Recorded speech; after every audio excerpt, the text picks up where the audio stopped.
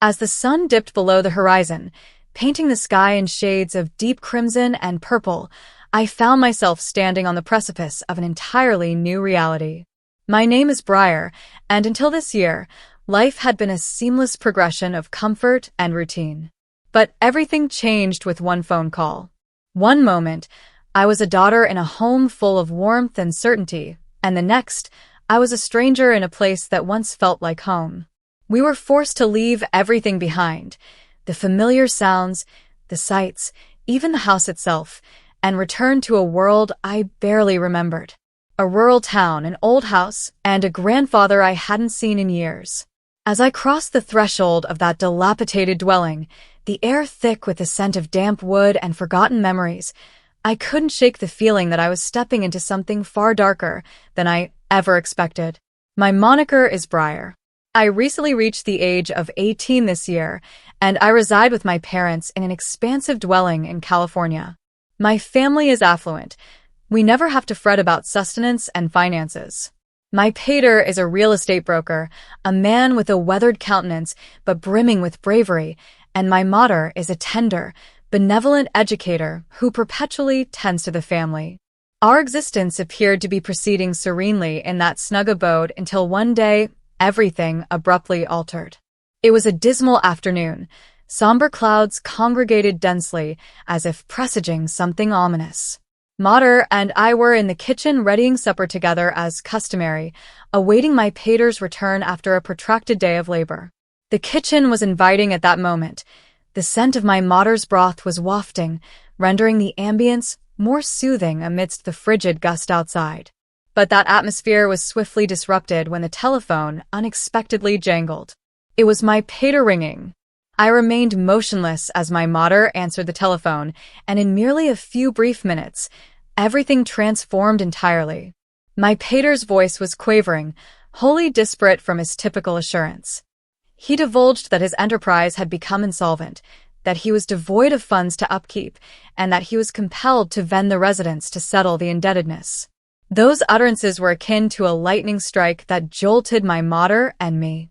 Everything we possessed, including the cherished domicile we had inhabited since infancy, would no longer be ours. I gazed at my mater and discerned that she was endeavoring to remain composed, but her orbs were brimming with trepidation. On the morrow, you two must promptly relocate back to the rural area, my pater directed, his voice replete with weariness. Return to dwell with your grandsire where, at minimum, we still possess a shelter over our heads. My pater's declarations left me astounded. My pater's native locale was a site I infrequently frequented because since my grandmater's demise, my grandsire had resided solitarily in an antiquated house. My recollections of my grandsire were from the epoch when I was tiny, when he frequently jested with me and indulged me like a gem. But it has been so prolonged since I have beheld him, I can no longer recall his visage distinctly. The subsequent dawn, we stuffed our valises and departed the accustomed residence. It was solely my mater and me in the diminutive vehicle, and my pater had ventured elsewhere since he phoned to inform me of the woeful tidings. We traversed the extended path back to our native town, the landscape on either side steadily shifting from the luminous skyscrapers to mucky dirt lanes and expansive meadows. The sensation of bleakness and quietude burdened my spirit. Upon our arrival, an aged dwelling materialized before our sight. The roof was faded by time. The flaking walls unveiled ancient bricks encircling it was a sizable orchard with numerous fruit trees that had flourished verdant. I alighted from the vehicle feeling somewhat apprehensive before this untamed and unfamiliar spectacle. Unexpectedly, the principal entrance of the abode groaned open, and I espied my grandsire emerging, gaunt, slightly stooped. His profound gaze seemed more aged than what I remembered. He beamed when he perceived us, particularly me. When I was tiny, I recall that he invariably cherished and pampered me, but now there was something peculiar and inexpressible in his orbs. It was no longer the tenderness I formerly knew, but instead a more profound, more considerate gaze. Nevertheless, I didn't ponder it excessively, merely supposing that it was due to his advanced years and transformation over time.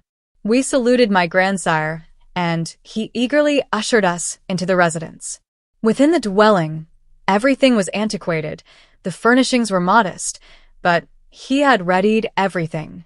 He had meticulously tidied and readied a bed for my mater and me, making me sense his considerateness. Although it wasn't as opulent as the former abode, it was still cozy in a distinct manner. In the initial days of residing with my grandsire, everything appeared tranquil. He perpetually tended to us, frequently recounted tales, and assisted my mater in acclimating to the novel existence. But the longer I tarried, the more I recognized that my grandsire's gaze became more peculiar when he beheld me. Each instant I stood before the looking-glass grooming my tresses or merely seated in the orchard perusing a tome, I felt as if someone was observing me.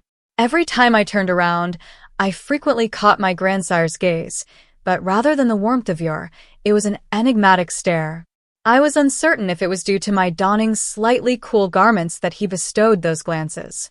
In the metropolis, I was accustomed to wearing comfortable, light, simple attire, but now that I reflect, perhaps he wasn't accustomed to this image of me. Perhaps because he hadn't seen me for an extended period, seeing me thus for the first time, he reacted in such a way. I reassured myself that there was likely not to fret about, merely the disparity in lifestyle between the urban and rural areas.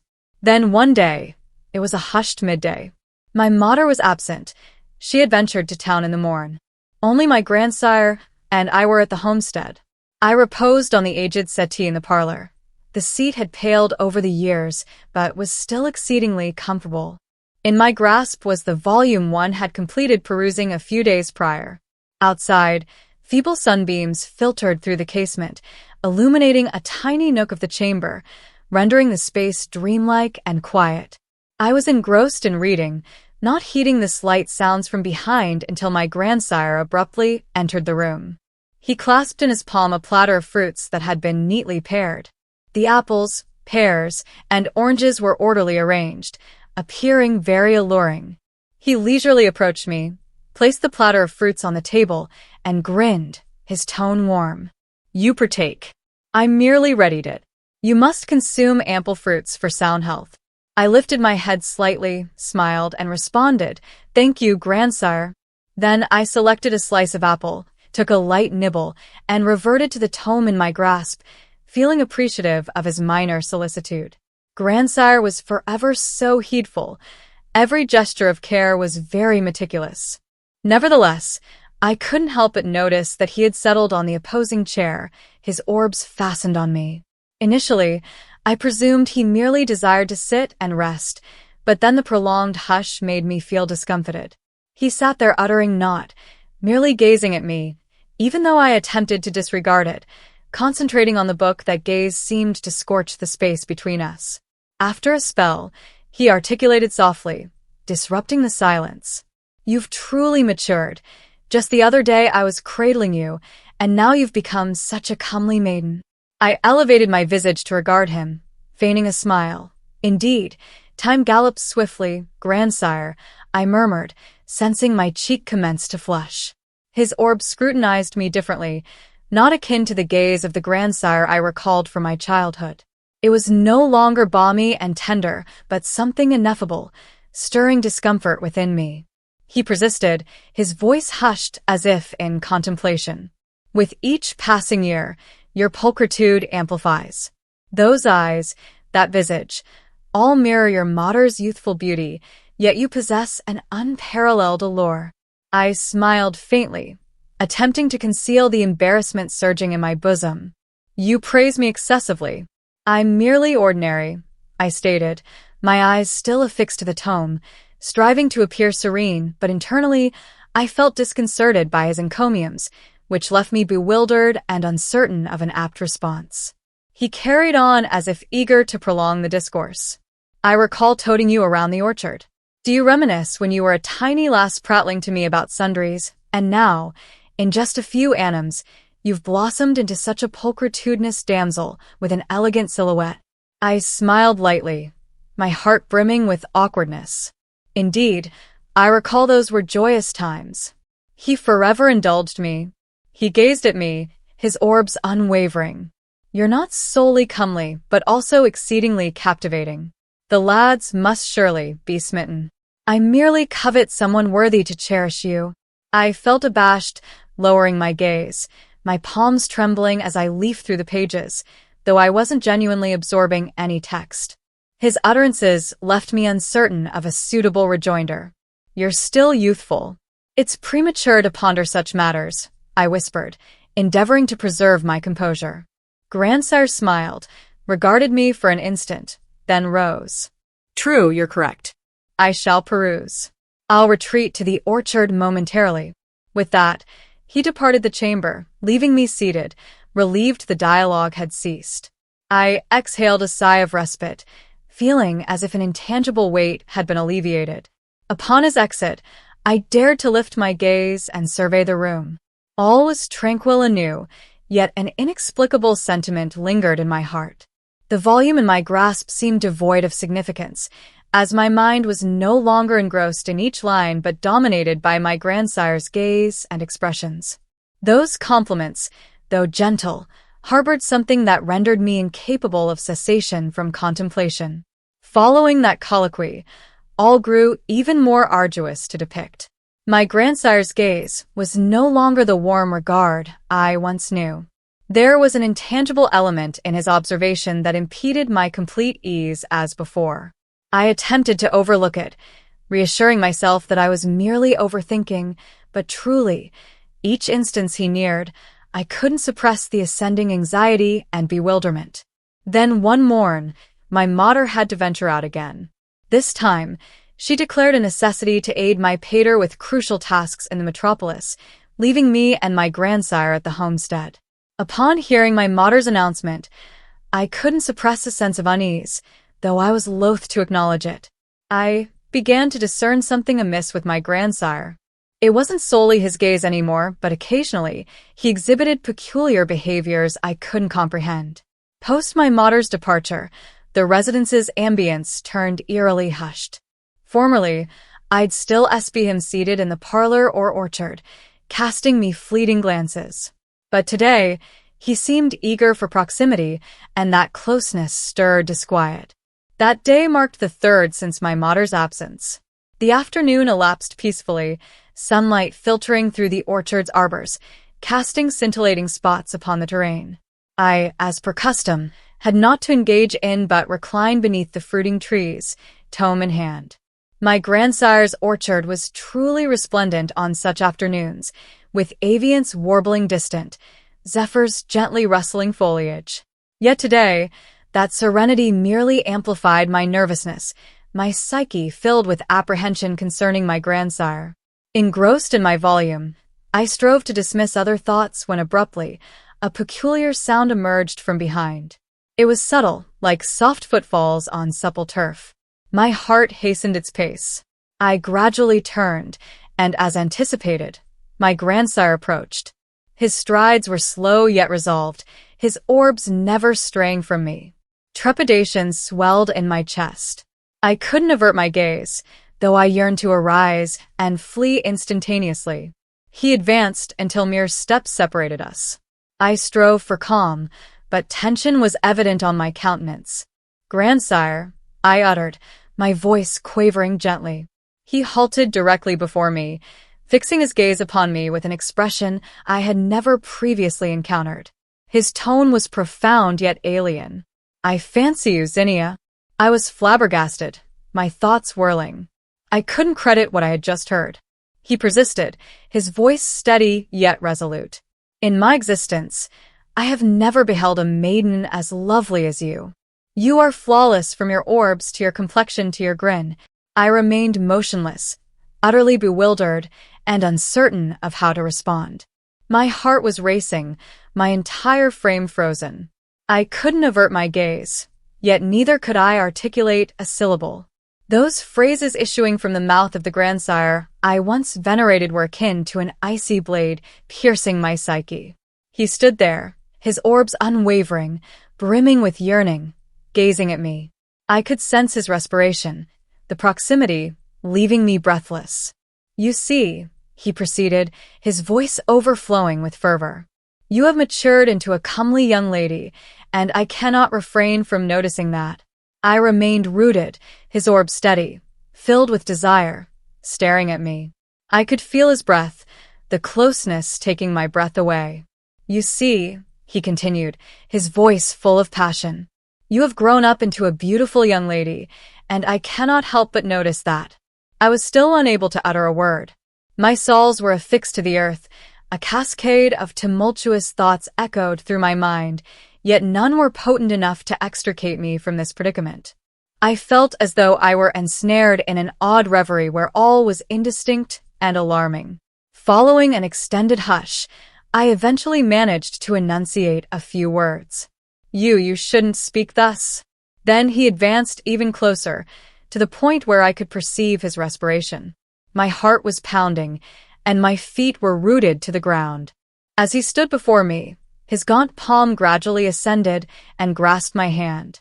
I quivered, the sensation of his callous skin contacting mine causing me to tremble. His voice murmured indistinctly, yet heavily. "Zinnia, are you aware I covet you? I desire you to be mine." He clasped my palm, and I could discern in his orbs not the fondness of a grandsire but a sentiment I never anticipated. I was frantic, attempting to withdraw my hand, yet lacking adequate fortitude. My thoughts spun, seeking a means to flee this circumstance.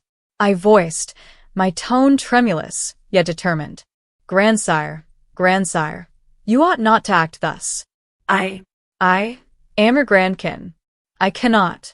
He regarded me, his visage astonished and somewhat crestfallen. "Yet you see, I have pondered this for an extended period. You have grown, become a lovely female. I merely wish to be with you, safeguard you, cherish you as I have never loved another before." I retreated a step, my palm still trembling. "Grandsire, I cannot. I am your granddaughter. We cannot be thus. I implore you, desist." He was silent now, his orb shifting from longing to a distant sorrow. He gradually released my hand and stepped backward. He bowed his head, his voice submerged in culpability. "I apologize. I should not have acted thus. I am uncertain what transpired within me." He gazed at me one final time, his orbs filled with remorse, then quietly turned and departed. His figure gradually vanished behind the arbors in the orchard. I remained immobile, incapable of motion or utterance. My heart still raced, trepidation resonating in each breath. When he had gone, I dared to exhale a sigh of relief, as if newly liberated from a nightmare. From that moment forward, I no longer ventured to confront him. Each instant he entered my line of sight, I strove to evade him. I felt disoriented and alarmed, uncertain of how to act or whether I should confide in my mater. Yet, I also sensed the chasm between us widening, and my heart held only apprehension. Mercifully, not long thereafter, my parents returned. That day, my mater entered the dwelling with a gentle smile, declaring that all matters in the metropolis had been settled, my pater's vocation had stabilized anew, and we could retreat to our abode. I gazed at my mater, my heart overflowing with an inexpressible sense of relief. Every burden seemed lifted. I no longer had to cower in his presence. My pater rejoined us shortly, grinning broadly and asserting that all was restored to normalcy. The entire family readied to depart from my grandsire's residence and return to the city. I felt a blend of sorrow and respite. I could never dismiss those days, the days when everything from my grandsire's gaze to his deeds had forever altered our bond. But now, as I climbed into the vehicle and sat beside my mater, I felt secure and thankful that everything had finally concluded. As we prepared to leave, I inadvertently met my grandsire's eyes. It was a mournful, profound gaze, as if he yearned to express something yet couldn't find the words. But he didn't dare meet my eyes directly. He merely stood there, slightly removed, quietly observing. And I, too, lacked the courage to face him after all that had transpired. Within me stirred a tumult of emotions, dread, concern, yet also a hint of pity for him. I knew that despite his wrongdoings, he likely felt remorseful still. I couldn't forget those tense moments. Everything was so abrupt, so bewildering that the bond between us was no longer the same. We both required time, both he and I, time to calm, to mend the emotional wounds, and perhaps to heal this relationship if it ever could be the same again. The automobile started, the engine's hum disrupting the garden's stillness. I glanced out the window at my grandsire once more. He stood solitary amidst the expansive yard, his silver locks gently swaying in the breeze. I could perceive the loneliness enveloping him. He had dwelled alone here for so long, and now he must return to that silence as we departed, leaving him isolated. I sighed, feeling culpable and disheartened. Regardless, he remained my kin, the grandsire I once cherished and esteemed. But now, a divide existed between us that neither knew how to surmount. The vehicle rolled away gradually, abandoning that antiquated house. I turned my head to gaze ahead, attempting to dismiss the chaotic emotions in my heart. Throughout the journey back, I uttered not a word. Mater sat adjacent, smiling at me and gently inquiring about the recent days, but I merely responded hastily, then silently stared out the window. The landscape on either side of the route passed by, yet in my mind lingered only the image of my grandsire standing silently in the garden, his eyes sorrowful and unforgettable. After my narrative, I wish to counsel everyone to always respect and uphold boundaries in relationships, even with beloved ones. Though familial affection is vital, respect and personal limits must always be preserved. When something evokes discomfort, be brave enough to voice it. Silence can exacerbate the situation and inflict enduring harm. The most crucial lesson I gleaned is to heed your feelings and permit none to breach your personal bounds. If you feel insecure, seek aid from trusted individuals, safeguard yourself always, and sustain family or social ties rooted in mutual respect.